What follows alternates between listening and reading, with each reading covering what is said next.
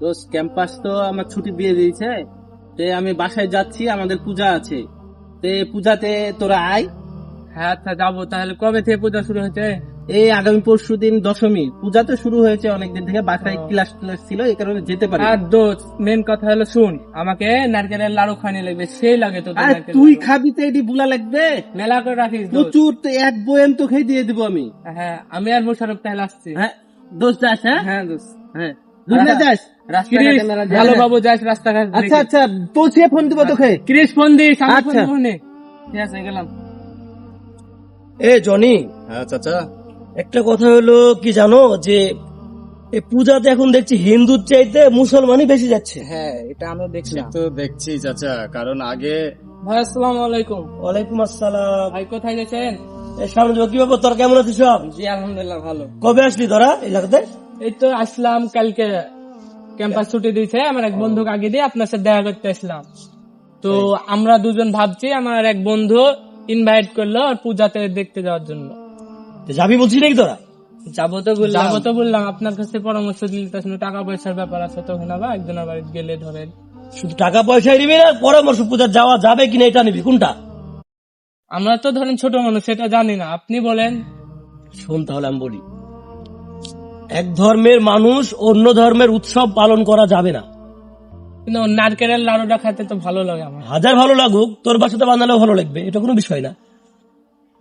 কিন্তু আমি তো বলি, কেন বলছি যে উৎসব পালন করা যাবে না, আমাদের ধর্মে এটা নিষেধ আছে, আমাদের আল্লাহ এবং আল্লাহ রাসূল নিষেধ করে গেছে, এগুলো করা যাবে না। এই যে এখন আবার কিন্তু একটা প্রথা হয়েছে, ধর্ম যার যার উৎসব সবার, এটা কিন্তু কারা বানাইছে জানিস? যারা এক অক্ত মসজিদে নামাজও যায় না, জুম্মার দিনও পাওয়া যায় না, এবং যারা রাজনীতি করে, ভোট করে, শুধু তাদের মুখে শুনবি, যারা বামপন্থী ভোট করে তাদের মুখে, যারা কিন্তু ইসলামিক ভোট করে, ইসলামিক রাজনীতি করে, তাদের মুখে শুনবি না। তাহলে কি ওদের ধর্মকে আমরা হিংসা করবো? না না, হিংসা করবি কেন? হিংসা করা যাবে না। আল্লাহ রাসূল তো বলেনি যে হিংসা করো, যার ধর্ম সে পালন করবে, আমার ধর্ম আমি পালন করবো, তার ধর্ম সে পালন করবে, কিন্তু ওদের ধর্মকে আঘাত করা যাবে না। আচ্ছা ঠিক আছে ভাই। কিন্তু আঘাতও করা যাবে না, আমাদেরকে ওদের ধর্মে যাওয়াও যাবে না। তুই বলছিস তোকে দাওয়াত দিয়েছে, খুব আনন্দ, তুই খাইতে ভালো লাগে লাডুটা, তাই তুই ওকে একদিন তোর বন্ধুকে দাওয়াত দিয়ে বলিস তো কুরবানির ঈদে আমার এখানে আসতে, সে আসবে? না না, জীবনও আসবে না। গরুকে তার মা বলে। হ্যাঁ, তাহলে আমরা তার মা বলি না, আমরা খাই। তো অতএব বন্ধু আছে, বন্ধু থাক, বন্ধু ততক্ষণই থাকবে যতক্ষণ তুই ওকে বুঝিয়ে, তো টার্গেট থাকতে হবে যে ওকে বুঝিয়ে আমাদের ইসলাম ধর্মে নিয়ে আসবো, ইসলামিক দাওয়াতটা দিব।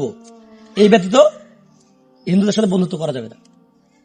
আচ্ছা যদি বন্ধু বানাতে হয়, টার্গেট থাকবে যে আমি কিভাবে আমার ধর্মে নিয়ে আসবো, আমার দাওয়াতটা দিব। সে যদি মানে তো আলহামদুলিল্লাহ, না মানলে মনে করবি তার ব্যর্থতা, এটা আল্লাহ তাকে হেদায়েত দান করেন। আচ্ছা ভাই যান, তাহলে কোথায় যাচ্ছিলেন? আচ্ছা, আর এছাড়া কোনো বন্ধুত্ব করা যাবে না। বাসার দিকেই গেলাম, বাসায় গেলাম। অবশ্যই যাস না কিন্তু পূজাতে। আচ্ছা। এই তো আমি বললাম কিছুক্ষণ আগে। আসলে বন্ধু, ভাই যেটা বললো ওটা ঠিকই বলেছে। হ্যাঁ চল বউবাজার থেকে একটা নারকেল কিনে, মিজানের মোড় থেকে কারো দোকান থেকে ময়দা কিনে চল লাড়ু বানিয়ে খাই নেবো। ঠিক চল। আছে চল।